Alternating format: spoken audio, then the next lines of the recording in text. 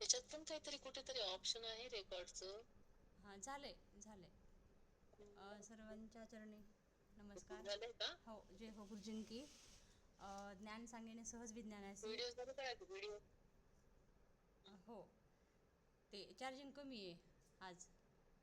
हां ओके हां, ओके, असू ठीक दे आहे. असू दे हां. ज्ञान सांगेने सहज विज्ञानाशी ही आपली 16वी आवृत्ती आहे. 16व्या आवृत्तीमधील आपला आजचा 8वा अध्याय आहे. 8व्या अध्यायामध्ये जाई नगे माये तया पंढरपुरा असं अध्यायाचं नाव आहे. हा अध्याय पहिल्या आवृत्तीच्या वेळेस निलूने घेतला होता. दुसऱ्या वेळेस संगीता ताईनेच घेतला होता.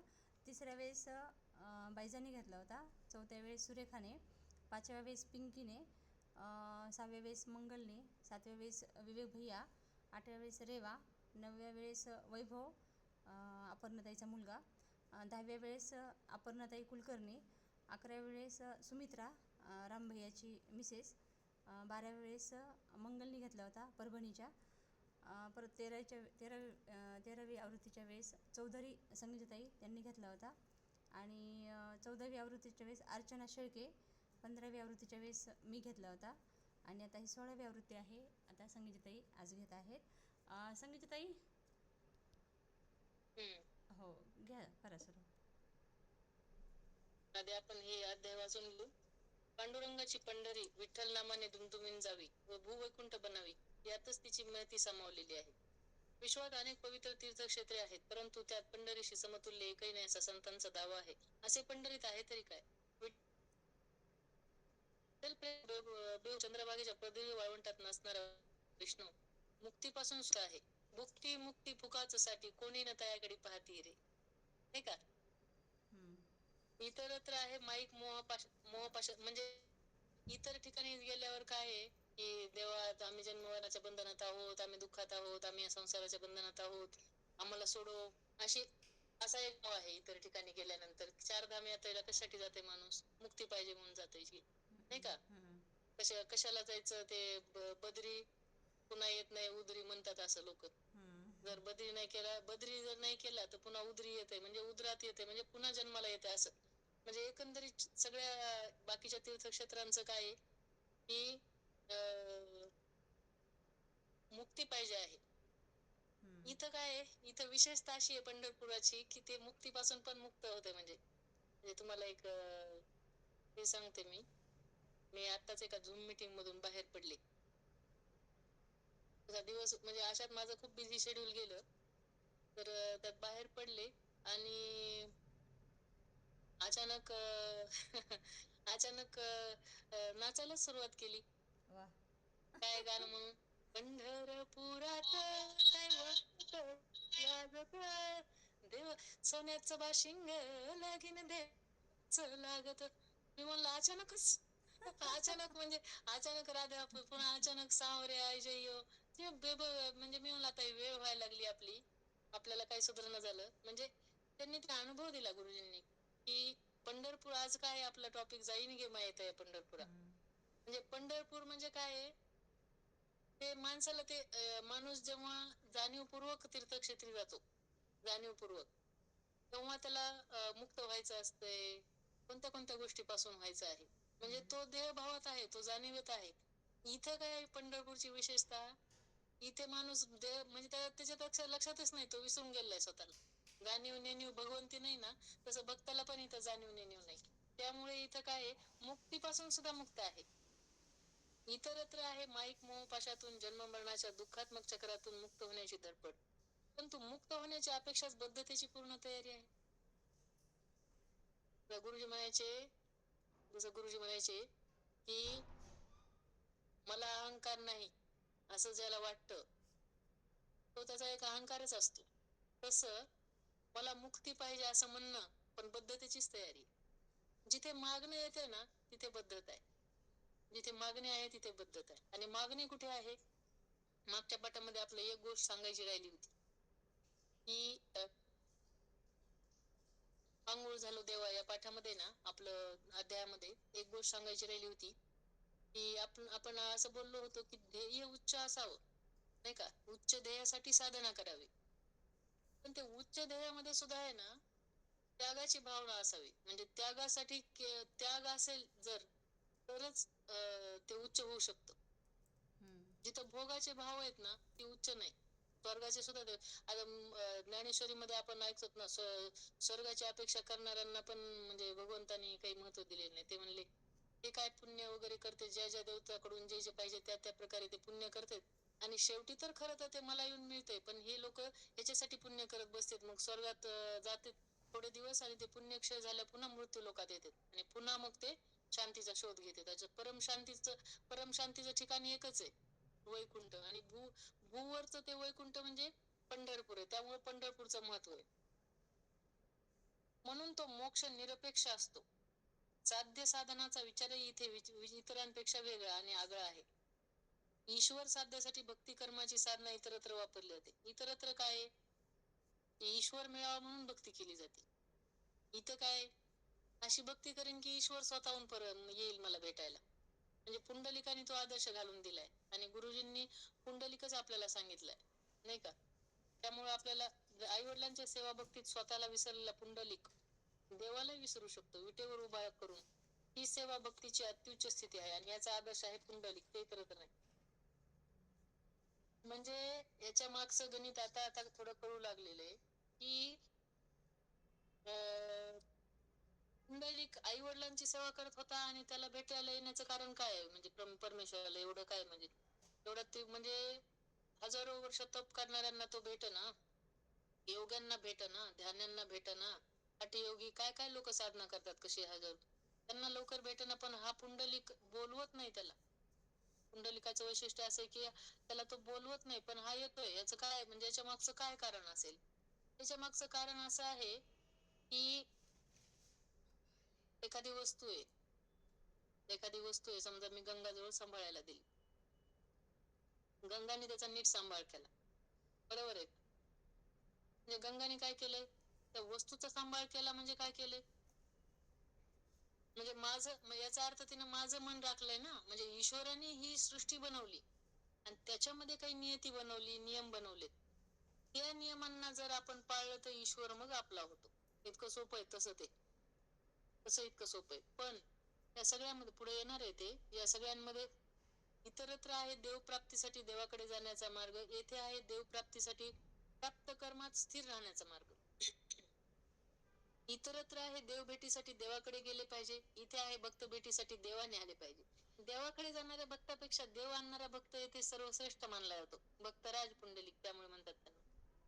त्याचा आदर्श आहे भक्तराज पुंडलिक व अनुयायी भक्त आहे सावतामाळी. आता मला म्हणजे आता आले मी आळंदीत, आता आळंदी म्हणजे माऊली पांडुरंगाचाच अवतार आहे. तरी पण एखाद्या वेळेस कधी कधी काय होते, पंढरपूरची आठवण येतेच. म्हणजे असं होतं बरं का, साहजिक आहे म्हणजे ते. पण मग सावतामाळ्यांचा विचार केला तर वाटतं त्यांचं तर जवळच होतं पंढरपूरच्या जवळ तसं आरणगाव, नाही का? ते कधी जात नव्हते.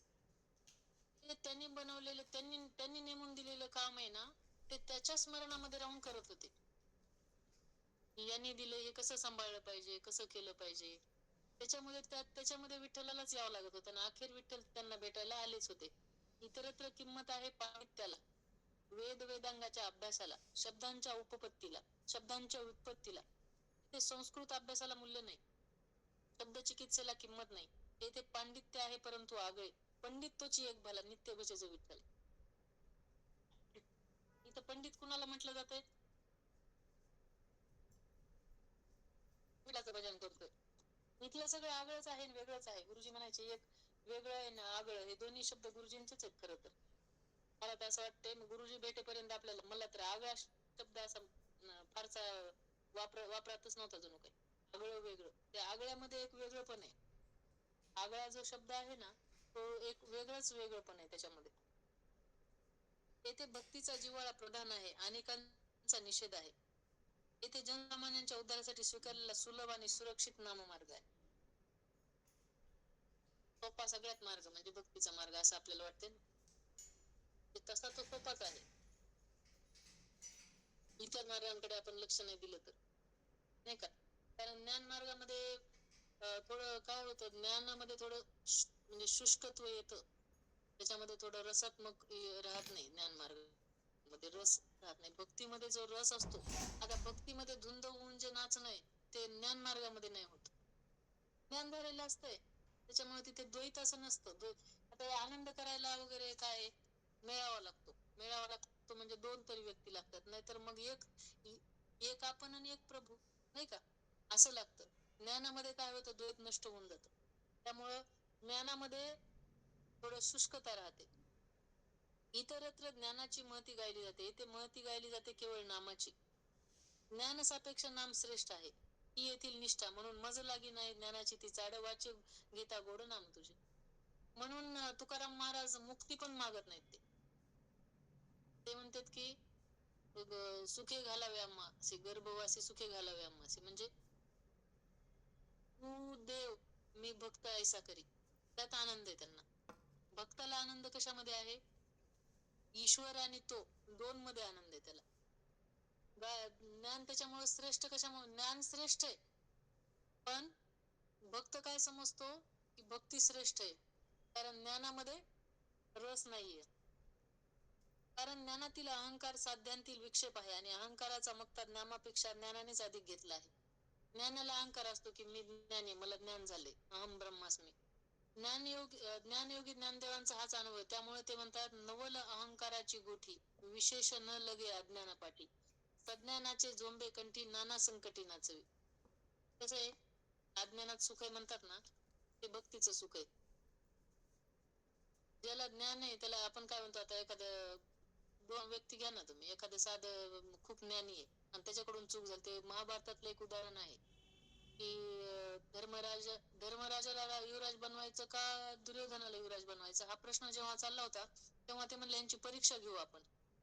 ते परीक्षा घेताना त्यांनी प्रश्न विचारले याला, दुर्योधनाला, की ब्राह्मणाने चोरी केली आणि शूद्राने खून केलेला, तर कुणाला जास्त शिक्षा मिळावं?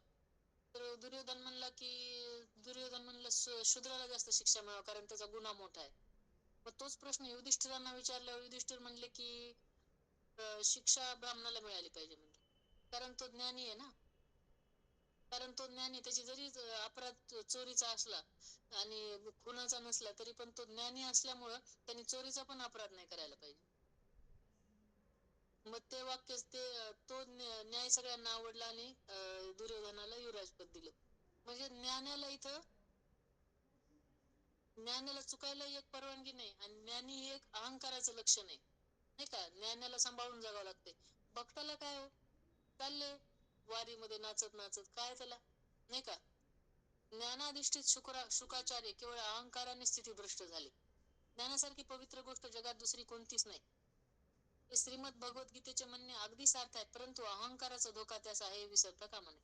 अहंकार नाही केवळ पंढरीत, उठा उठी अभिमान जाय ऐसे स्थळ कोण, या सवालाचा जबाब आहे ते या पंढरीसी घडे कळा पाजर रोकडे. ज्ञान साधनेत येणाऱ्या अहंकाराची निवृत्ती येते आहे.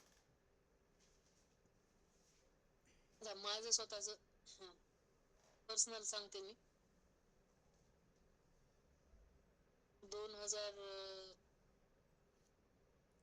होत काल, त्यावेळी ब्रह्मकुमारीतून ह्या प्रवृत्ती मार्गामध्ये येण्याची माझी इच्छा नव्हती. ज्ञान मार्गातून पुन्हा कुठे जाण्याची इच्छा होत नाही. ते पण एक त्याचं हे असतं की माणूस तो म्हणजे पूर्ण ज्ञान म्हणजे ते जरी आत्मसात झालेलं नसेल तरी ते कन्सेप्ट आतमध्ये बसलेला असतो. एक बुद्धिजीवी माणसाच्या आतमध्ये एक कन्सेप्ट बसला ना की त्याला पुन्हा तो बाहेर यायला अवघड होतो. पण गुरुजींची भेट घालून दिली रामनी, म्हणजे माझ्या भावानी. आणि मग गुरुजींसोबत मी पहिलेच नाही का 2-2.5 तास वाद म्हणते मी त्याला, आता काय वाद केला की शेवटी गृहस्थ संन्यासीच व्हायचंय, तर मग कशाला पडायचं ह्याच्यामध्ये, असं मला वाटायचं. गुरुजींनी मग त्यावेळी स्वतःच, तुकारामांचं, अनेकांचे उदाहरण देऊन सांगितलं. पण त्यावेळेला गुरुजींचं ऐकायचं म्हणून ते ऐकलं, ते सगळ्या गोष्टी झाल्या. पण आता लक्षात येतं म्हणजे काही वर्षांमध्ये की ज्ञान मार्गामध्ये खूप मोठा धोका काय आहे. आपल्याला काय असतंय या मानवी जीवनामध्ये, काम, क्रोध, लोभ, मोह, अहंकार असे एक एक डोंगर आपल्याला क्रॉस करायचे असतात. आपण काय करतो, काम, क्रोध, लोभ, मोहाचा डोंगर करतो क्रॉस, सद्गुरूंच्या कृपेने, ते नाही का. म्हणजे सगळ्या आध्यात्मिक प्रगती त्या सद्गुरूंच्या कृपेनेच होतात. पण अहंकाराचा डोंगर असा आहे की तो एकदा क्रॉस जर पुन्हा तुमच्यात अहंकार आला, अहंकाराचं असं आहे की ते रिव्हर्स होतो. अहंकाराच्या डोंगरावरून माणूस पुन्हा पडतो कुठे? पुन्हा काम क्रोधा त्याच्या अलीकडच्या सगळ्यात पहिल्या ठिकाणी पडतो. म्हणजे तो धोका आहे. ज्ञान मार्गामध्ये तो धोका आहे. ज्ञान म्हणजे कशाचा धोका आहे?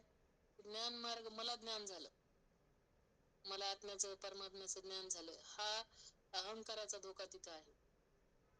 भक्तीमध्ये ज्ञान नाही असं नाही, भक्तीमध्ये ज्ञान आहे, पण त्याच्यात जाणीव नेणीव भगवंती नाही. म्हणजे भक्ताला पण नाही की मी बघतोय, मी ज्ञानी, याची काही जाणीव नाही. ते प्रेम प्रेम आहे. आणि प्रेमामध्ये प्रेम म्हणजे इतकी शुद्ध गोष्ट आहे की ती आपल्याला फक्त गुरुजींशी गुरुजींचं आपल्यावर जे होतं किंवा आहे त्याच्यावरूनच फक्त आपल्याला सगळ्यांना कळेल की प्रेम म्हणजे किती शुद्ध गोष्ट आहे. म्हणजे त्याला असे वेगळे विशेषण लावायची गरज नाही. प्रेमाला विशेषण लावता येत नाही. एक गाणं आहे बघा मराठी पिक्चर मधलं, प्रेमाला उपमा नाही हे देवा घरचे देणे, हे एक गाणं आहे. त्याला उपमा देता येत नाही कोणती, त्याला अशी त्याची व्याख्या करता येत नाही. त्याला फक्त अनुभव घेता येतो. आणि आपण इतके सौभाग्यशाली की आपल्याला त्या म्हणजे त्या प्रेमाचा अनुभव आपल्याला अनेक वर्ष मिळालेला आहे.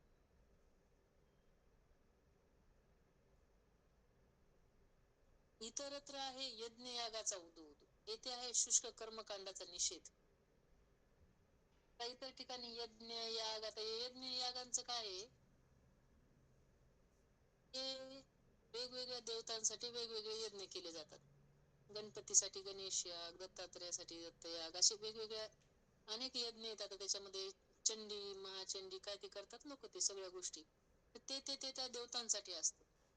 आणि इथं काय, इथं काय पाहिजेच नाहीये. इथं त्या आनंदातच माणूस इतका तल्लीन आहे. इथं पाहिजेच हे नाहीये.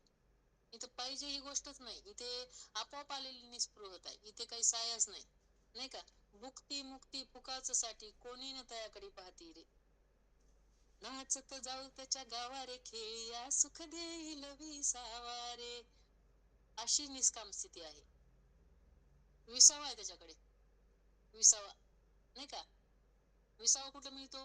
माहेरी मिळतो ना. पुढे येणार आहे ते. येथे शुक शुवादी साधनांचा खटाटोप नाही, मंत्रोच्चाराचे उद्घोष नाहीत.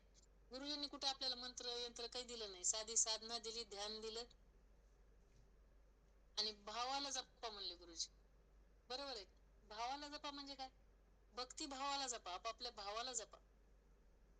अवयद्रव्य चौधरी येथे आहे केवळ नामघोष, ऐसा नामघोष सांगा कोठे. अगदी सोपे आणि सरळ साधन. या सोप्या आणि सरळ साधनासाठी आसन मांडी घालण्याची गरज नाही, नाक दाबून प्राणायाम करण्याचे कष्ट नाही, सिद्धी प्रदर्शनातून लोकेशण्याची उत्कटता नाही. येथेही सिद्धी आहेत, नाही तसे नाही, परंतु त्या लाथडल्या आहेत. अष्टमादी सिद्धी ओळंगतीद्वारी, नवजती दुरी दौडिता, असा या पंढरीचा महिमा व पंढरी निवासी वारकऱ्यांचा अनुभव. याच कारणास्तव संत श्रेष्ठ माऊली म्हणतात, जाईन गे माये तया पंढरपुरा. त्याच्यात मग गुरुजींनी लिहिले की ज्ञानदेवाचा आणखी एक उद्देश आहे पंढरीला जाण्याचा, की संसार तापाने तापलेल्या व्यक्तीला भक्तीचा मार्ग दाखवून मुक्तीची युक्ती म्हणजे ही पंढरी आहे, याची जाणीव करून देणे. सर्व सुखाचे एकमेव ठिकाण म्हणजे पंढरीचा विठोबा, याची ग्वाही ज्ञानदेव, नरेश, सोनार, जनाई, चोकोबा, तुकोबा अनेक संतांनी दिली. ही पंढरी आणि पंढरी निवासी पांडुरंग सुखाच्या आगर कशी, याचा विचार करू. प्रथम पंढरीविषयी विचार करता करता फार प्राचीन काळी पंढरी हे अज्ञात स्थळ पांडुरंगाच्या वास्तव्याने ते प्रकाशात आलं. बाकी ते स्थळ म्हणजे दिंडीरवन. एक वेळ श्रीकृष्णाची पत्नी रुक्मिणी रुसली व दिंडर वनात येऊन बसली व तिच्या शोधात भगवान कृष्ण तेथे गाई गोपाळांसह काही काळ स्थायिक झाले, अशी पुराणांतरी कथा आहे. या कथेच्या संदर्भानुसार तिथे गोपाळपुरा वगैरे आहे. त्याशिवाय अय्यप्पांच्या सेवेत असणारा पुंडलिक भक्त तब्येतीसाठी भगवान आले आणि आई वडिलांच्या सेवेत खंड पडू नये म्हणून भगवंतांना क्षणभर उभे राहण्यासाठी वीट फेकली. ज्या विटेवर भगवान 28 युगे उभेच आहेत. पुंडलिकांना बस म्हणण्याचे विस्मरण झाले व भक्तराजाची आज्ञा नाही म्हणून देव हातकटीवर ठेवून विटेवर भक्तांचा उद्धार करीत उभे आहेत, अशी एक कथा आहे. भगवान रुक्मिणीच्या शोधात आले का पुंडलिकाला भेटायला आले, हा विवाद प्रश्न गौण आहे, परंतु ते तेथे आले आणि पंढरीला वैकुंठाचे वैभव प्राप्त झाले. या पंढऱ्याचा उल्लेख 2000हून अधिक काळ मागे जात नाही. पंढरीचा विठोबा आणि भगवान श्रीकृष्ण एकच असतील तर 3000 ते 4000 वर्ष हा काळ मागे सरकेल. कारण जेणे गीता उपदेशिली तेही विटेवर माऊली, असा पुरावा आहे. म्हणून भगवान श्रीकृष्णाचा काळ 4000 वर्षापूर्वीचा असेल तर पंढरी किमान त्या काळापासून उदयास आली असेल. परंतु जुनाट जुगादीचे नाणे बहुता काळाचे ठेवणे असे जर अनादी अनंत परमात्म्याचे रूप असेल तर पंढरी अनादी असणे आवश्यक आहे, कारण तो पंढरी निवासी आहे. नामदेव महाराज तर पंढरीची कालमर्यादा सांगताना ते केवळ अनादीच म्हणत नाही, तर सांगतात जेव्हा नव्हते चराचर तेव्हा होते पंढरपूर. व पंढरीस कालातीत भूमिकेत घेऊन जातात. परमात्मा कालातीत म्हणून त्याचे निवासस्थान पंढरी ही कालातीत आणि ही स्थिती स्थैर्याची आहे. आता हे समजून घ्यायचं आपल्या त्यात विज्ञान सुरू झालं. आतापर्यंत काय आहे? पंढरपूर, पंढरपूर तिथं आलेला विठोबा त्याच्याबद्दल गुरुजींनी सांगितलं. आता गुरुजी त्यातलं विज्ञान सांगायला लागले की पंढरपूर नेमकं काय आहे. पंढरपूर आपल्यामध्ये कसं आहे, ते एक पंढरपूर आहे सोलापूर जिल्ह्यातलं, जिथं विठोबा विटेवर उभे आहे, बरोबर आहे का? आणि ते एक पंढरपूर आहे जे आपल्या मनात आहे. ते कशाचं आहे? पंढरी ही कालातीत आणि ही स्थिती स्थैर्याची आहे म्हणून सुखाची आहे. गुरुजींनी काय केले? घरोघरी पंढरपूर. घरोघरी कुठं म्हणताय? जिथं जाईल तिथं तिथे तू माझा सांगत. आपण जिथे जाऊ तिथे पंढरपूरच आहे ना. म्हणजे आपण आपल्या मनात पंढरपूर आहे, बरोबर आहे का? म्हणजे आपण जर स्थिर असू, स्वस्थत्व जे गुरुजी म्हणायचे ना, स्वस्थत्व आपला देव आहे. आपला देव कोण आहे? पंढरीनाथ आहे. तर तो काय आहे? स्वस्थ आहे. तो कसा पाहायचा आपण तर पाहिलाय तो गुरुजींच्या रूपाने. स्थैर्यात कालाचे अस्तित्व नसते. गुरुजी काय म्हणाले होते की ब्रह्म जी स्थिती आहे किंवा ब्रह्म जे ठिकाण आहे, ब्रह्मस्थान, तिथे भविष्य काळ नाही, म्हणजे कालच नाही तिथं. त्याच्यामुळे तिथं गती नाही, म्हणून काल हा गतिजन्य आहे. जिथं काळ आहे तिथं गती आहे, बरोबर आहे. आणि आपल्याला एक अद्भुत स्थिती दिलेली आहे, आपण फार भाग्यवान आहेत. गतीत अस्थिरता आहे व अस्थिरतेत दुःख आहे, म्हणून विश्व व त्याचे स्वरूप आणि विश्वनियंता विश्वात्मा विचार करू म्हणजे सर्व सुखाचा शोध लागेल. तर गुरुजी आपल्याला पुन्हा विज्ञानाकडे घेऊन चालले की विश्व कशाने निर्माण झाले. विश्वात्म्याचा एक स्फोट झाला. पण एक विचार करू की सूर्यासारखा एक मोठा गोळा होता प्रकाशाचा, आणि त्याला असं वाटलं की मी बहुरूप व्हावे, आणि मग त्याचे विभाजन झालं. मग अनेक विश्वे, उपविश्वे, ब्रह्मांड हे सगळं तयार झालं. आता कुणापासून? एकापासूनच झालंय ना सगळं. ही उपविश्व विश्वनियंत्रण मग आपण कसं, आपल्याला संसार दुःखाने तापले आपण कसं माहेरी जातो, तसं ते आपलं केंद्र म्हणजे माहेर आहे. इथं आपल्याला पंढरपूर वाटते स्थान या अर्थाने. गुरुजी नंतर गुरुजी देह ठेवायच्या आधी 2 वर्ष 3 वर्ष आधी ना सारखं वैकुंठ सांगायचे. वैकुंठ एक स्थिती आहे म्हणायची, आणि वैकुंठ एक ठिकाण आहे म्हणायचे. आता हे भूवैकुंठ म्हणतात पंढरीला, ते त्या अर्थाने पण आहे की वैकुंठ ही स्थिती म्हणजे काय आहे, कालातीत स्थिती आहे. तिथं काळाचा प्रभाव नाही, काळाचा प्रभाव नाही तिथं. तर गुरुजींनी अगोदर हे वाचू आपण, जी उपविश्व विश्वनियंत्याच्या भ्रमण कक्षात फिरू लागली, म्हणजे सूर्याच्या भोवती जसं पृथ्वीच्या भोवती चंद्र, असं नाही का, तसं जी विश्वनियंत्याच्या भ्रमण कक्षात फिरू लागली त्या उपविश्वांचे पुन्हा स्फोट, त्यांचे पुन्हा उपविश्व, असा विस्तार आजचे विराट विश्व जन्माले. पहिला स्फोट जेथे झाला ते या विश्वाचे केंद्र. पहिला स्फोट जिथे कुठे झाला ते विश्वाचे केंद्र. ते स्थिर असून त्याच्या कर्षण सत्तेत भिन्न गतीत उपविश्व भ्रमण करू लागले. सर्वात बाह्य कक्षातील विश्वे मंद गतीची व अस्थिर, तर केंद्र निकटची विश्वे अधिक गतिमान तसेच अधिक स्थैर्य असलेली. जी स्थिती विश्वाची ती स्थिती मनाची, किंबहुना मन हे विश्वाचे अव्यक्त रूप आहे. गुरुजी आले मनापर्यंत. म्हणजे आपल्याला सगळ्याला माहिती आहे आता आपली ही 16वी आवृत्ती आहे. एक विश्वाचं केंद्र आहे, त्याला आपण एक प्रकाशाचा गोळा घ्यायचा समजून, म्हणजे आपल्याला समजण्यासाठी त्याला सोपं करायचं. त्या प्रकाशाचा गोळा कसा, मग ते अखंड मंडलाकार व्याप्त, आता मंडलाकार गतीने सगळं फिरतंय, म्हणजे गोलाकार समजू आपण त्याला. म्हणजे एका विश्वापासून दुसरं, म्हणजे त्याचं गुरुजींनी सांगितलं की एका म्हणजे सूर्यमालेमध्ये पृथ्वी जशी सूर्याभोवती फिरते, सूर्य जसा आकाशगंगेभोवती फिरतो, तसं आकाशगंगा दुसऱ्या आकाशगंगाभोवती फिरते, दुसऱ्या आकाशगंगा तिसऱ्या, असं करून करून अब्जावधी आकाशगंगा, आणि असं करून करून ते ब्रह्मांड, म्हणजे सगळ्यांचं भ्रमण चालू आहे. कशासाठी? स्थिरतेसाठी. गुरुजी म्हणले आपण गावकुसाच्या बाहेर, पृथ्वी म्हणजे आपली सगळ्यात शेवटची कक्षा समजू ना आपण, गावकुसाच्या बाहेर म्हणजे. इथं तर अस्थिरता जास्त आहे, बरोबर आहे का? इथं अस्थिरता जास्त आहे. तर वैकुंठाच्या दिशेने जायचं, पंढरीच्या दिशेने जायचंय म्हणजे काय करायचंय? स्थैर्याच्या दिशेने जायचंय. कसं जायचंय? गुरुजी पुन्हा ते 7 कक्षा सांगतात. मग ते जसं आपण पृथ्वीची कक्षा ओलांडतो तसं अजून आपली थोडी गती वाढते. मग प्रत्येक असे आपण एक एक एक एक वर वर वर किंवा विश्वाच्या अंतर्गत जाऊ तसं तसं आपली गती वाढते. गती जशी वाढते तसं स्थैर्य वाढते. अति गतीमध्ये म्हणजे अतिशय वेगात फिरणारा पंखा स्थिर असल्यासारखा दिसतो. अतिशय गती. तर केंद्रामध्ये काय आहे? स्थिती आहे. तिथे गतीची पण गरज नाही. तिथे स्थिती आहे. ती स्थिती मनाला येऊ शकते असं गुरुजींचं म्हणणं आहे. तर मनाला कुठेही राहा तुम्ही, कुठेही ते पंढरपूर आहे. तुम्ही जिथं जाल तिथे पंढरपूर. उगीच म्हणले नाही ना तुकाराम महाराज, जेथे जात होते ते तू माझा सांगाती. कशाच्या रूपाने तो सांगाती? आता गुरुजी सगळे म्हणतात. बरेच जण म्हणले गुरुजी गेलेच नाहीत तर कशाला त्यांचं पुण्यतिथी करायची, काय करायचं? बरोबर आहे. गुरुजी गेलेच नाहीत मग कुठे आहेत गुरुजी? जेथे जातो तेथे तू माझा सांगाती, चालविशी हाती रोनिया. जेथे जातो तेथे तू माझा सांगाती. आता कसा असेल हा सांगाती? आता प्रत्येकाने बघा आपला आपला सांगाती गुरुजी कशा रूपाने आपल्या सोबत आहेत. तर गुरुजी कशा रूपाने आपल्या सोबत आहेत. पंढरपूरचा परमात्मा आणि गुरुजी मध्ये काही डिफरन्स नाही. गुरुजींनी पण ते मान्य केले. खूपदा त्याला त्यांनी अनुमोदन दिलं. नंतर नंतर ते फार स्पष्ट करत गेले. मी असं मला चांगलं आठवतं बीड मध्ये मी असं खाली बसले होते. गुरुजी आम्ही बोलत होतो. मला म्हणले प्रभू रे बाळू प्रभू. तुम्ही म्हणला आम्हाला काय, आम्हाला तुम्हीच प्रभू. आम्ही प्रभूला कधी पाहावं आणि कशासाठी पाहावं म्हणजे आम्हाला आता कळलं की प्रभू काय म्हणजे प्रभू कसा असेल, कसा बसत असेल, कसा बोलत असेल, कसा हसत असेल, कसा जेवत असेल, काय भाव असतील त्याचे, कशा स्थितीत असेल. तर पाहिलं एकदा त्यांनी थोडं स्माइल केलं आणि म्हणले हो हो असं म्हणले. म्हणजे असं ते हे करायचं. आता आपण पुढचं वाचू. सर्वात बाह्य कक्षेतील विश्व मंद गतीची वास्तिक तर केंद्र किंबहुना मन हे विश्वाचे अव्यक्त रूप आहे. आता हे फार चिंतनीय आहे, विचारणीय आहे. म्हणजे विचार करायला पाहिजे याच्यावर सर्वांनी की मन हे विश्वाचे अव्यक्त रूप आहे. म्हणजे विश्वाचा पसारा जर पाहिला आपण तो कुठून येतो? इथून दोरी फेकली तिथं जाऊन टेकली. बरोबर.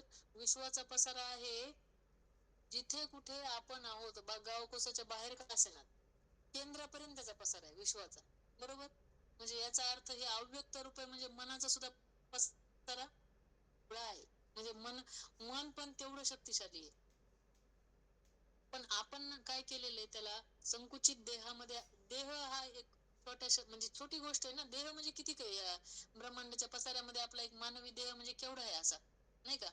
50-100 किलोचा म्हणजे केवढाच देह असेल हा एवढा आकाराचा नाही का. त्याच्यामध्ये आपण त्याला सामावण्याचा प्रयत्न करतो मनाला.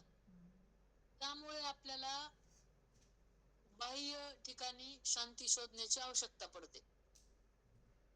पण जो सद्गुरु कृपांकित असतो म्हणजे आपण, तर आपल्याला प्रभू नित्य स्थैर्य दिलेले. गुरुजींनी आपल्याला नित्य स्थैर्य दिलेले. म्हणजे आपलं मन आहे ना. गुरुजी एक दिवशी तर बसून म्हणले बस बरं बाळू वैकुंठाचं ध्यान कर. काय हे बोलणं आहे का काय? वैकुंठाचं एखाद्याने आता समजा जणू काही असं म्हणत होते की बस बरं सुधांशूला आठवतो. सुधांशू कसा करतो काय असं म्हणल्यासारखं झालं ना. ते फार सहजपणे म्हणले बस बरं वैकुंठाचं ध्यान कर. त्याचा अर्थ काय? मी म्हणलं वैकुंठ मी एकदम वेडी हो फार. माझे मूड मूड वेडी नाही मूड म्हणतात त्याला. मी म्हणलं गुरुजी मला वैकुंठ कुठं आठवतंय आणि काय मला कसं वैकुंठाचं ध्यान लागेल. असं आर्ग्युमेंट माझ्यासारखा मूर्ख व्यक्तीच करू शकतो गुरुजींसमोर. तर दुसरे कोणी निष्ठावंत असते तर ते म्हणले असते चला बाबा गुरुजी म्हणलेत ना बसा वैकुंठाचं ध्यान करा नाही का. म्हणजे गुरुजी ज्यावरती म्हणले वैकुंठाचं ध्यान करायचा अर्थ काय. मग गुरुजींनी त्याचं एक्सप्लेनेशन दिलं मला. ज्या गोष्टी करतात त्या म्हणजे मूडपणाच्या का असे ना त्यातून काही ज्ञान निर्मितीसाठी पण असतात. गुरुजी म्हणाले बाळू सगळं माहिती त्या मनाला. म्हणले तुला एक सांगू का रे. मनाची पोहोच आहे ना ती सगळीकडे आहे. म्हणजे मन सगळीकडे अवेलेबल आहे. म्हणजे त्याला गती नाही. म्हणजे आईन्स्टाईन जे म्हणतात ना की प्रकाशाची गती अंतिम आहे आणि पुन्हा त्यांना म्हणायचं होतं की प्रकाशापेक्षा द्रुत गती आहे. पण त्यांचं ते अधुरं राहिलं कार्य. तर ते अधुरं कार्य असं आहे की मनाची गती आहे का, मग त्याच्या पुढे आहे की मनाला गती नाहीये, मनाला गतीची गरज नाही किंबहुना. कशामुळे? कारण ते विश्वाचं अव्यक्त रूप आहे. फक्त इथं सगळा भावाचा खेळ आहे. इथं सगळा भावाचा खेळ आहे की म्हणजे आपला भाव जर झाला की, आता मन म्हणजे तरी काय आहे सांगा मला. आता कोण म्हणत असते माझ्या तर लक्षात नाही, पण आपल्या सगळ्या गोष्टी ज्या आहेत, आता जेवण करावं वाटतंय ते मनालाच करावं वाटतंय ना, मनाद्वारेच आपल्या प्रक्रिया घडतात. जेवणाची असल, ऐकण्याची असेल, काय कशाची ओढ लागण्याची प्रक्रिया असेल, किंवा कुठल्याही प्रक्रिया शिक्षणाची असेल, आपल्या कामावर जाण्याची असेल, ही मनाशी निगडीत आहे. मन शरीराला चालवते, नाही का? त्याच्यामुळे मन म्हणजे आपण असं आपण घेऊ शकतो. कशासाठी? की जो भाव आहे, म्हणजे हा फक्त भावाचा खेळ आहे की मी असा विचार, म्हणजे मी असं असं विचार करायचा की, एक मिनिट हा, कोणीतरी आले.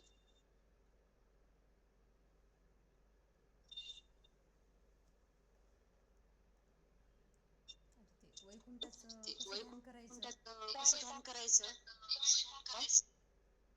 अरे सुन ना, मेरी मीटिंग चालू है, बाद में, हाँ बाद में क्या है बोलो ना. क्या क्या 101 में अलग अभी है क्या? 101 में मैं हूँ, हाँ. ऑनर नहीं, मैं रेंट पे है.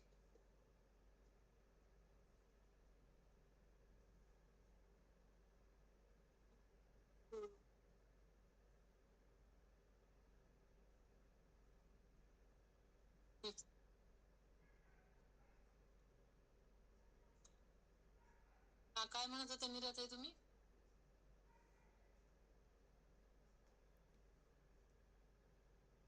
काय म्हणत होते? नाही, घ्या तुम्ही, नंतर बोलूया झाल्यानंतर. गंगा गंगा म्हणत होती. हा, नाही तुमचं झाल्यानंतर बोलूया वाटल्यास. बोला ना, काय असतंय एक वेगळं हे त्या गुरुजींना जे सांगायचं असतं ना, हा त्यामुळेच प्रश्न आलेला असतो. वैकुंठाचं ध्यान करायचं. झाल्यावर जास्त उचल होती. हा, गुरुजींनी तुम्हाला सांगितलं ना वैकुंठाचं ध्यान करायचं. हा हा, तर मग नेमकं कशाचं ध्यान करायचं असं मी विचारायला लागले. त्याचा एक प्रक्रिया सांगते तुम्हाला मी. मला ते नंतर लक्षात आलेली प्रक्रिया सांगते की वैकुंठाचं ध्यान करायचं म्हणजे नुसतं बसायचं आणि मनाला सांगायचं की स्वामी विवेकानंद एक भजन म्हणायचे यांच्याजवळ, रामकृष्णांसमोर. निज म्हणजे मना वैकुंठाला चल, माझ्या निजधामाला चल. चलो मन निजधाम, काहीतरी ते संस्कृत, ते हे कलकत्ता बेंगॉली भाषेमधलं ते भजन होतं. मन चलो निज निकेतन. मन चलो निज निकेतन. हा, मन चलो निज निकेतन. आता निज निकेतन काय आहे? निज निकेतन काय आहे? ते एक ठिकाण आहे का फक्त? मनाच्या स्थिती त्या ठिकाणाशी फ्रिक्वेन्सी तिथली मॅच झाल्याशिवाय माणूस तिथे जाऊ शकत नाही, नाही का? म्हणजे कसं आहे, तुम्ही इलिजिबल झाल्यावर जसे आपले या डिग्री मध्ये याच्यामध्ये जे क्रायटेरिया असतात ना, की इलिजिबिलिटी, आता ही मीरा आहे, डॉक्टरेट झाली, पोस्ट डॉक्टरेट झाली, ते नाही का इलिजिबिलिटी क्रायटेरिया येतो. तसं तुम्ही त्या फ्रिक्वेन्सीशी मॅच झाला तर तुम्ही त्या ठिकाणी पोहोचू शकतो. बरोबर आहे का? आता कैलास मानसरोवरला जायचंय, माझ्या मनात खूप आहे कैलास मानसरोवर. आता ते इलिजिबिलिटी क्रायटेरिया काय आहे? तुमचं ऑक्सिजन लेवल, तुम्हाला बीपी आहे का, तुम्हाला हे आहे का, ते आहे का, बरोबर आहे? तिथल्या ठिकाणाशी तुम्ही म्हणजे हे होत आहे का? तर तुम्ही वैकुंठ ह्या स्थितीशी एकरूप झालेले आहेत का? वैकुंठचा राणा कुणाला न्यायला येतो? तुका झाला पांडुरंग, तेव्हा पांडुरंग न्यायला आले त्याला. तुकाराम महाराजांना पांडुरंग न्यायला कशामुळे आले?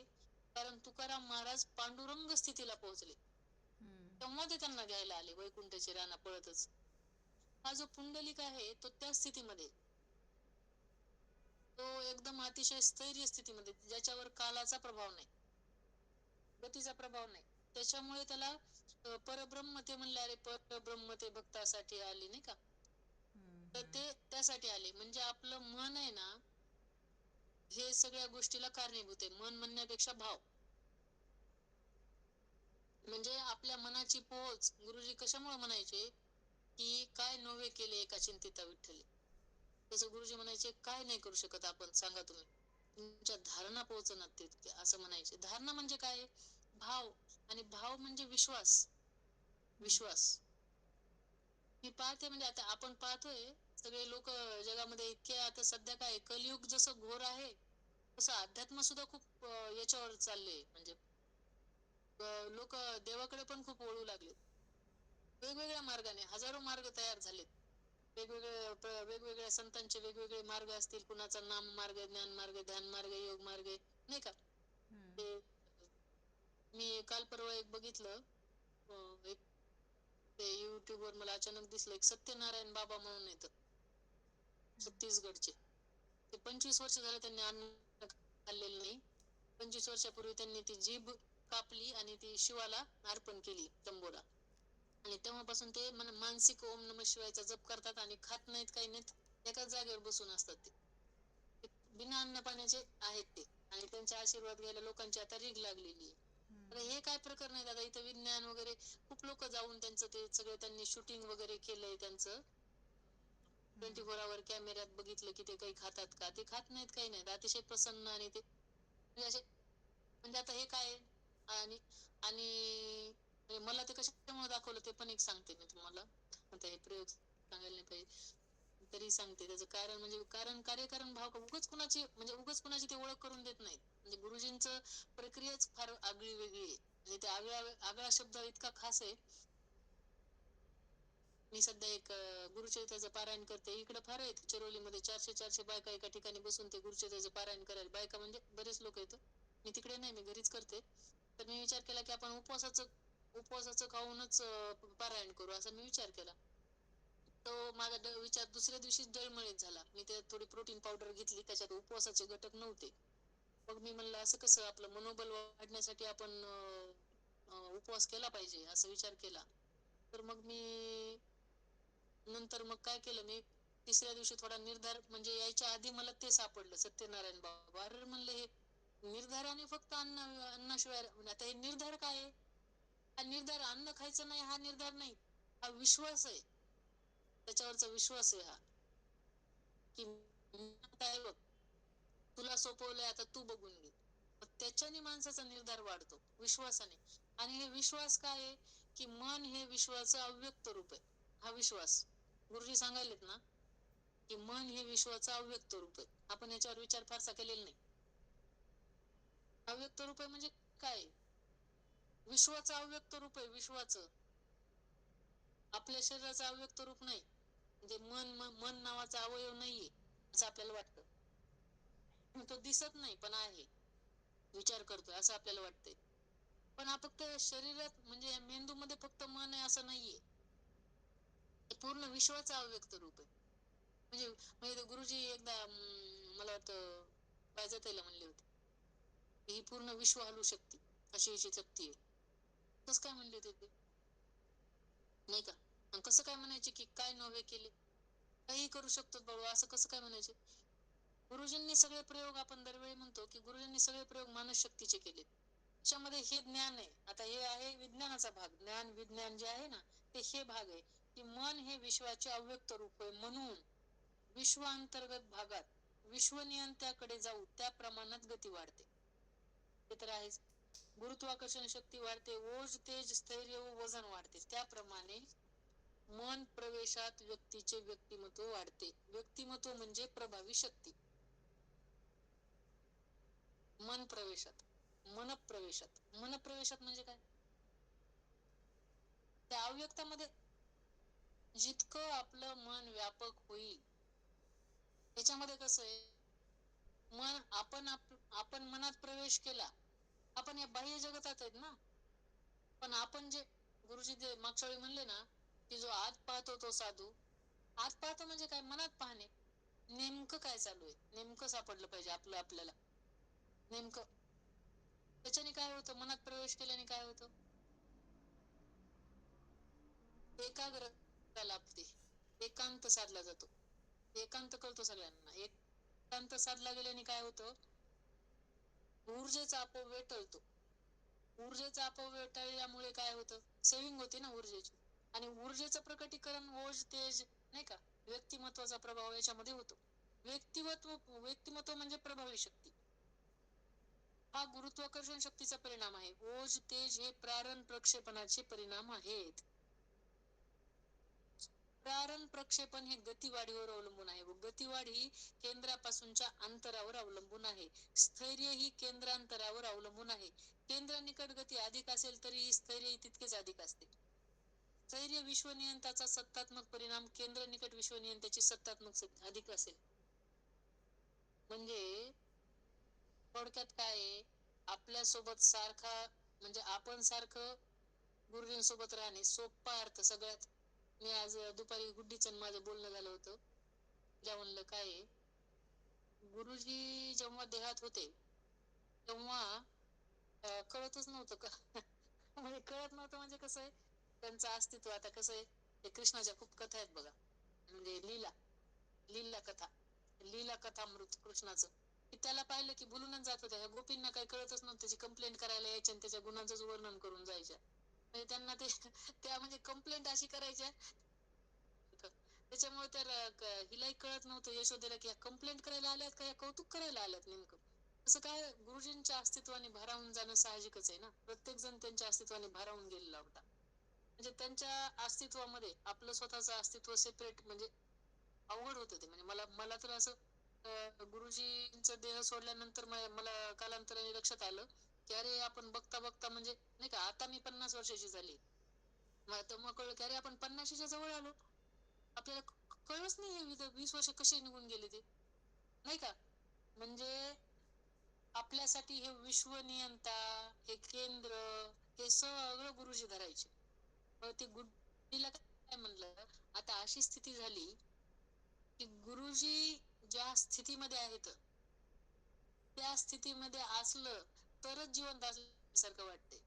आणि काय जे क्षण आहेत दुसरे, जे म्हणजे त्यांच्या स्थितीमध्ये काही क्षण नाही राहता येते, नाही का, विसरले जाते. काहीतरी होतंय म्हणजे माहितीये ना, माहित नाही. म्हणजे व्यवहारात सुद्धा फार वेळ नुसतं सोनोग्राफी केलं त्याच्या स्मरणाशिवाय समजा त्या झाल्या, खबरदार काळ फुकट गेला, अपव्यय झाला काळाचा, नाही का. असं म्हणजे अशी स्थिती झाली. म्हणजे काय, केंद्राच्या निकट म्हणजे केंद्रातच जायचं, ते एकरूप व्हायचं त्या केंद्राची म्हणजे गुरुजींशी. इतकं स्थैर्यवान, इतकं स्वस्थ आपल्याला स्वतः देहामध्ये दाखवलं त्यांनी.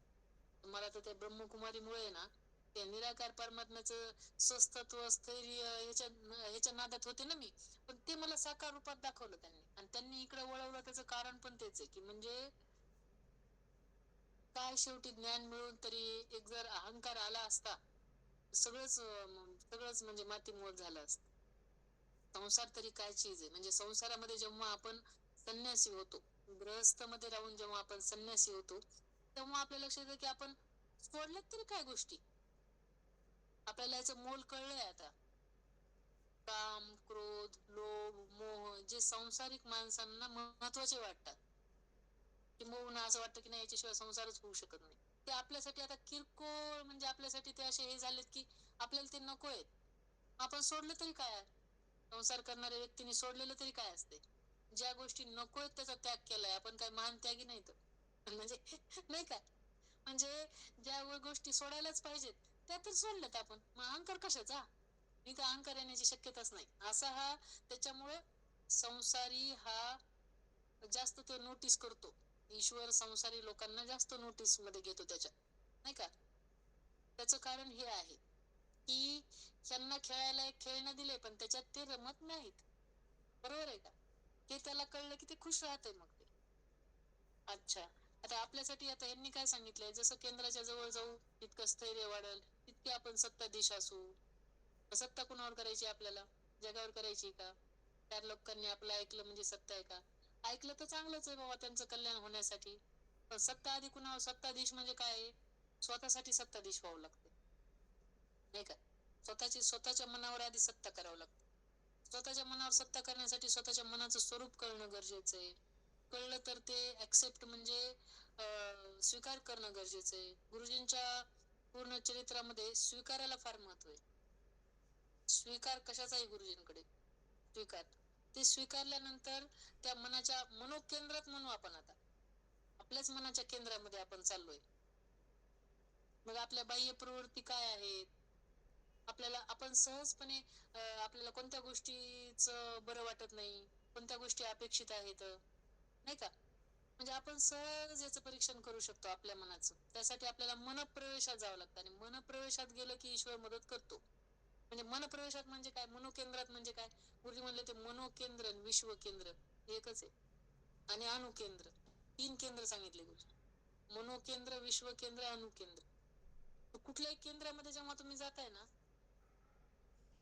तेव्हा तुम्ही त्याच्या स्थितीशी एकरूप व्हायला लागलात. म्हणजे तुमची गती वाढली, म्हणजे तुमची गुरुत्वाकर्षण शक्ती वाढली, तुमचं ओज तेज वाढले, प्रभावी शक्ती वाढली, तुमच्यामध्ये सत्ता आली. मग काय नव्हे केले चिंतिता विठ्ठले ही स्थिती आली. तुमचा विश्वास आहे का त्याच्यावर?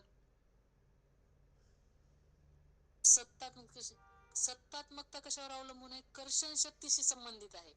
आता कर्षण शक्तीचे प्रयोग म्हणजे काय आहेत? शेवटी विश्वासाचेच प्रयोग आहेत.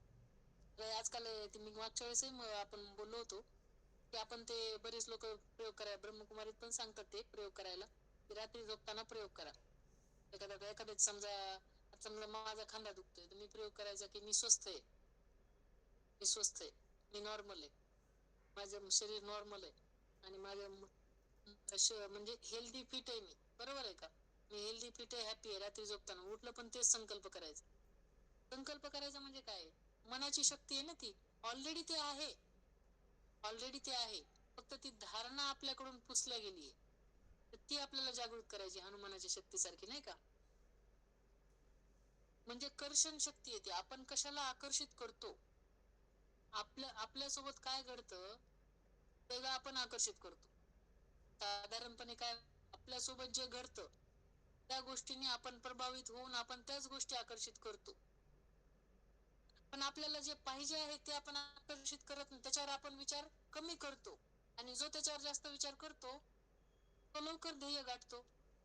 बरोबर आहे का? आणि रिस्पॉन्स नाही दिला ना, म्हणजे खरं तर असं संवादात्मकच पाहिजे. ते एकटाच माणूस बोलतोय, समोरच्याला कळायलंय का नाही, चांगलं वाटायलंय का नाही, असं काही ते म्हणजे असं काही हे कळत नाही. कुणी कॅमेरे पण ऑन ठेवत नाही. हे काय असं प्रवचन वगैरे नाहीये ना. प्रवचन नाहीये ते आपण एकमेकांचे एकमेकांना आपल्याला जो बोध झालाय, अनुभव आहे त्याचं शेअरिंग आहे ना हे. आवाज इको होतोय का? आम्ही आणि चेक झाल्यावर होतोय. अच्छा. तर त्यांनी काय सांगितलं, सत्तात्मकता कर्षण शक्तीशी संबंधित आहे. तुम्ही आकर्षित, कर्षण शक्ती म्हणजे काय? आकर्षित करणारी आकर्षण शक्ती. कर्षण म्हणजे आकर्षण समजू आपण थोड्या वेळासाठी, सोपं जातं.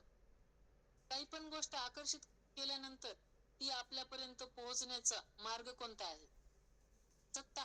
सत्ता कधी आपल्या हाती येईल? जेव्हा आपला पूर्ण विश्वास असेल. पूर्ण विश्वासाशिवाय काहीच होत नाही. रामकृष्णाने एकच सार सांगितले, विश्वास विश्वास विश्वास, विश्वास तो करी स्वामीवरी सत्ता. विश्वासाशिवाय कर्षण शक्ती, विश्वास म्हणजेच कर्षण शक्ती.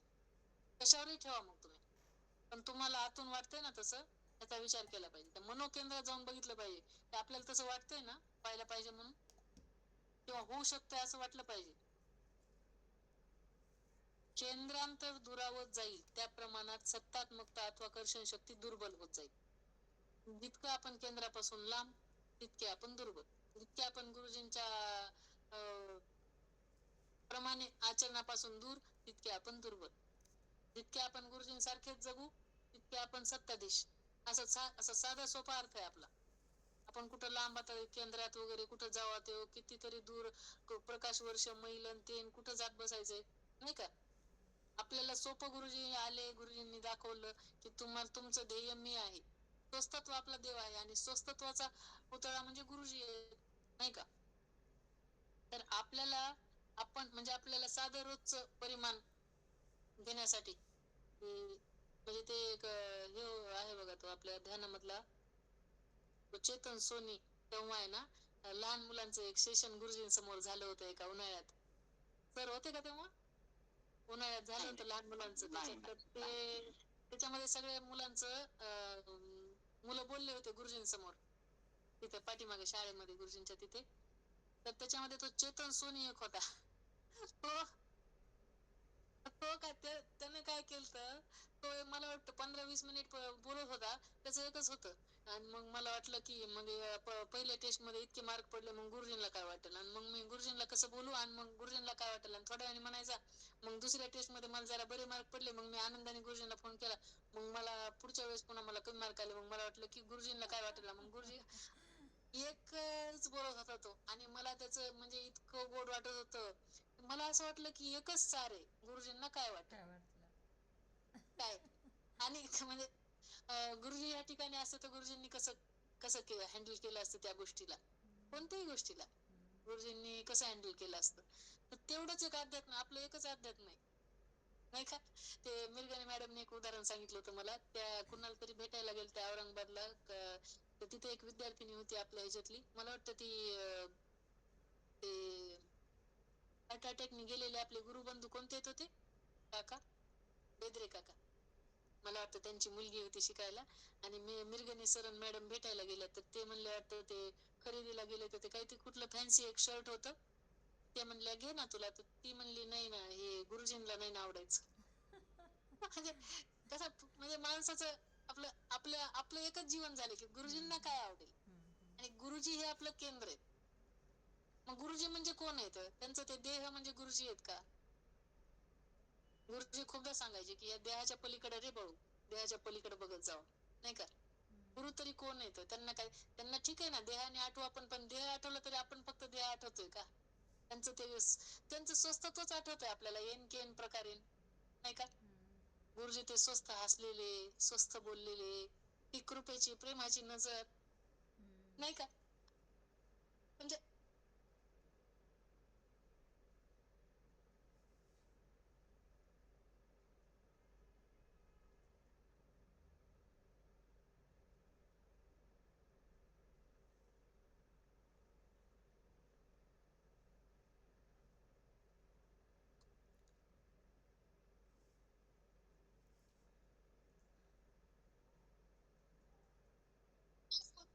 आवाज येत नाहीये.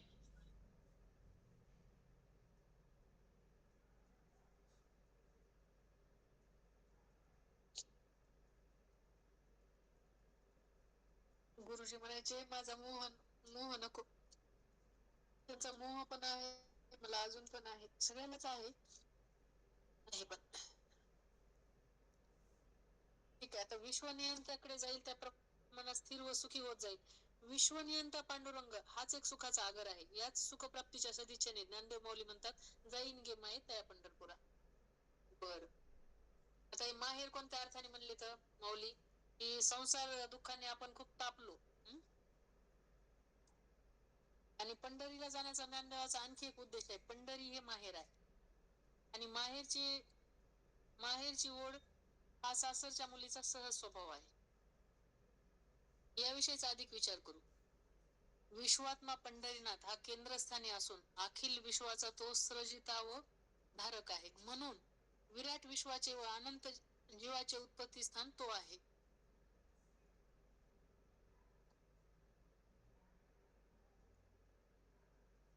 किंबहुना विराट विश्व त्याचा विस्तार आहे व अनंत जीव त्याचे अंश आहेत.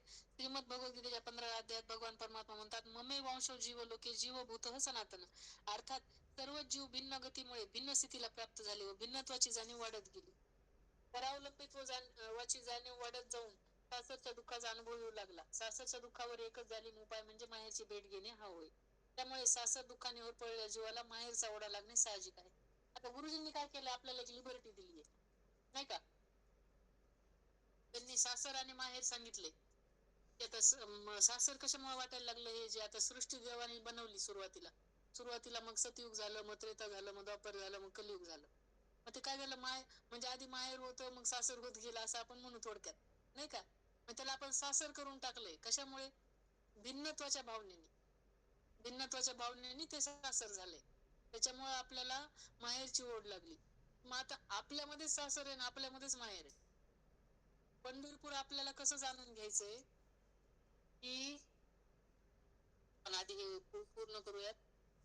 सासरच्या दुःखावर एकच जालिम उपाय म्हणजे माहेरची भेट घेणे. त्यामुळे सासर दुःखाने होरपळल्या जीवाला माहेरचा ओढा लागणे साहजिक आहे. विद्युत अणूच्या भाषेत बोलायचे असेल तर अणु केंद्रस्थानी न्यूक्लियस मध्ये असणारा प्रोटॉन हा धनभारित आहे, तर त्याभोवती भ्रमण करणारे इलेक्ट्रॉन्स ऋणभारित आहे.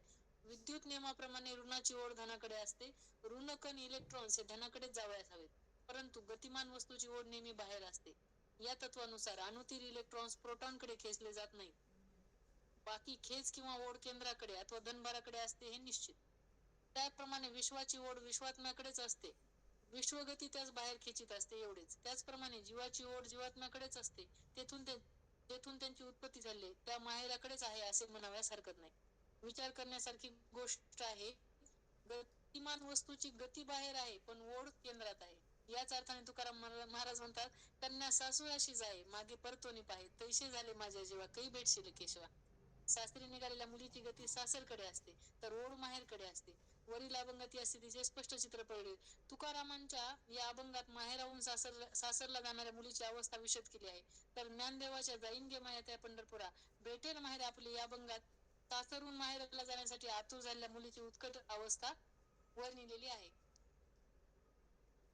ऍक्च्युअली आता वाचन तर संपलंय, वेळ सुद्धा संपलाय आपला. तसं बऱ्यापैकी झालंय मला वाटतं, नाही का? हो. म्हणजे आपल्याला आपलं मनच सासर आहे आणि आपलं मनच माहेर. मग आपल्याला म्हणजे आपल्या मनात आपण जर नित्य गुरुजींच्या अनुकूल जगलो, नाही का, जे गुरुजींना अपेक्षित आहे, थोडक्यात तसं जगलो की नित्य पंढरपूर आहे आपल्याला. नित्य सोबतच येतो आपल्या सांगाती, नाही का. सगळ्यांचा अनुभव आहे हा, सगळ्यांना अनुभव आहे की गुरुजींनी त्याला अजून म्हणजे स्पष्ट रूप असं दिलंय की आतला आवाज. गुरुजी म्हणायचे आतला आवाज काय म्हणतो बघू. आतल्या आवाजाच्या रूपाने तो आपल्याशी बोलतो, नाही का. आतल्या आवाजाच्या रूपाने, तर आतला आवाज म्हणजे गुरुजींचा आवाज येतो. तर त्याला आपण प्रामाणिकपणे तसं जगत राहिलो, तशा भावात राहिलो की जे आपलं पंढरपूरच आहे आपण, नाही का. आपल्याला सारखं पंढरपूरला त्या सोलापूर जिल्ह्यात असणाऱ्या पंढरपूरला जावं असं काही नाही. एक दिवशी माझा एक अनुभव सांगते. एकदा काय झालं, सुधांशू लातूरला होता आणि त्यावेळेस नेमकं सगळे ध्यानातले माणसं आहेत ना आपल्या खेदचे, ते महाराजांचं कीर्तन होतं वाटतं पंढरपूर मध्ये मंदिरामध्ये, आणि गुरुजींना घेऊन पण गेले सगळे. मला कसं वाटलं असं सांगा ना, म्हणजे विठ्ठलाचं नाव काढलं की रडू यायचं मला. पंढरपूर म्हणलं की मला वाटायचं आत्ता पळतच जावं पंढरपूर. मला पंढरपूरचं फारच जास्त आकर्षण होतं, आहे म्हणजे आहे, पण तेव्हा म्हणजे जास्तच मी भावनिक होते ना. पंढरपूर म्हणलं की मला वाटायचं कधी एकदा जाईल असं, नाही का. मग ते सगळे गेले, म्हणजे मी लातूरला गेले, तर मी सुधांशूला म्हणलं, सुधे सगळे पंढरपूरला चाललेत रे. तर तो म्हणला की काय आई. मी म्हणलं अरे तुला पप्पा आजी आहेत ना सुधे, मला जाऊ देतो का तू पंढरपूरला. त्याचं 11वीचं वर्ष होतं, अजून काय 12वी सुरू नव्हती झाली मला वाटते.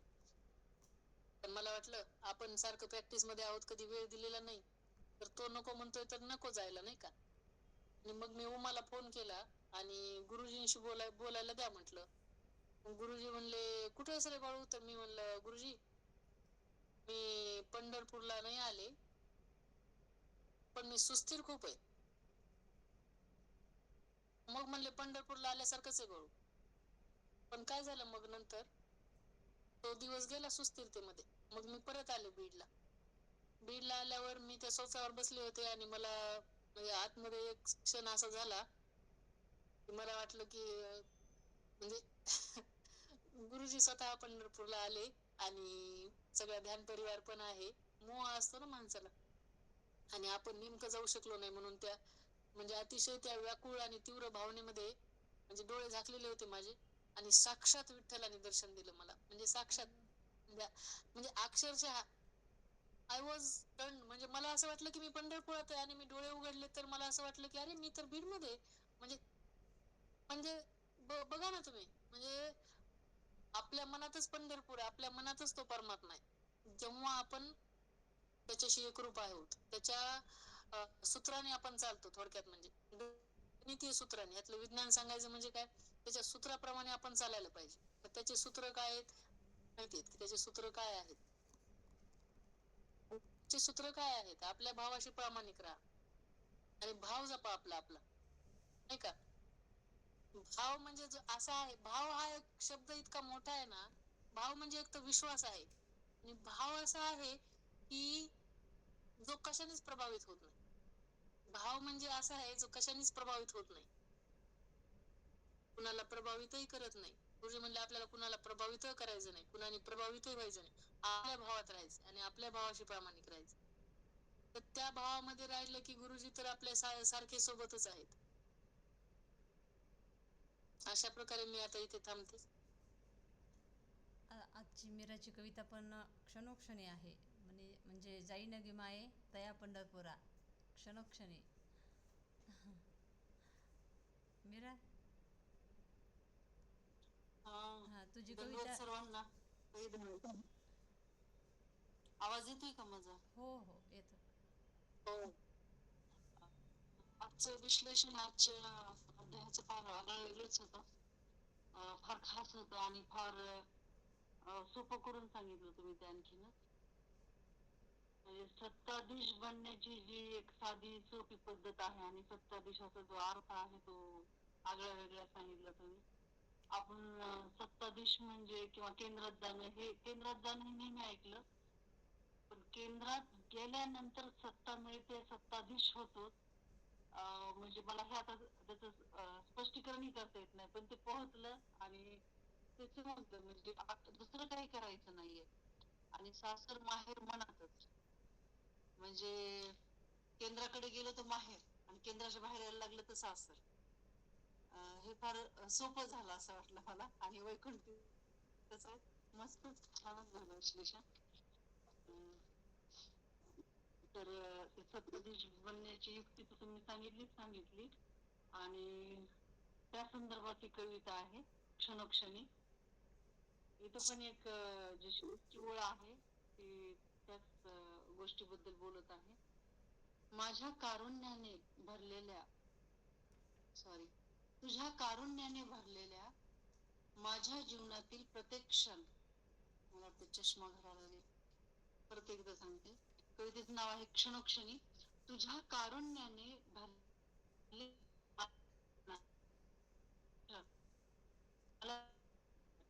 मला मला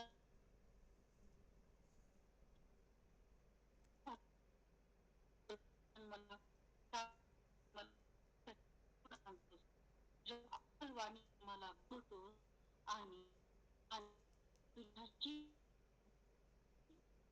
बनी क्षणी प्रयत्न करतोस, आणि तुझ्या आवाज येत नाही मला तर, म्हणजे इतरांना येतोय का नाही नाही माहित नाही नाही, मला. आवाज येत नाही मीरा. आवाज येतो. नाही, आवाज येत नाही मीरा. वाटलंस मी वाचून दाखवते, तू विश्लेषण कर. हा, गंगाताई तुम्ही वाचून दाखवा. हां. स्पॉट मीराच्या. बदलला मी, आता येईल आवाज. हां बरं ठीक आहे, हां घे मग. येतोय का? नाही, तुटतच येतोय. येतोय आवाज? तुटतच येतोय आवाज. मी घेते मीरा, तू तुटत विश्लेषण येतोय. कर. अरे ओके. गंगाताई घ्या. हां. आणि ही कविता घेण्या हा. अगोदर ऐका ना, आजचा मी अनुभव शेअर करते. आज प्रियंकाचं लग्न झालं धारूरला. आणि क्षणोक्षणी हे जी कवितेचं नाव आहे. आणि इतकं आम्ही गुरुजी आहेत लग्नामध्ये, इतकं क्षणोक्षणी आम्ही सगळ्यांनी अनुभवलं ते. आई आल्या होत्या लग्नाला, वहिनी आल्या अच्छा. होत्या, दीपाताई, उमा, शिवकन्या, म्हणजे परत विठ्ठल होता, जाधव सर होते. म्हणजे छान वाटलं म्हणजे असं. आणि तिनं छान अरेंज केलं होतं. गुरुजींची प्रतिमा पण ठेवली होती तिने खुर्चीवरती. आई होत्या, आईला खुर्चीवर ठेवली. म्हणजे खूप छान वाटलं, म्हणजे इतका आनंद घेतला. हां चला, आजची मीराची कविता आहे क्षणोक्षणी. तुझ्या कारुण्याने भरलेला माझ्या जीवनातील गंगाताई प्रत्येक तुमचं क्षण. हे बंद करा, ऑडिओ.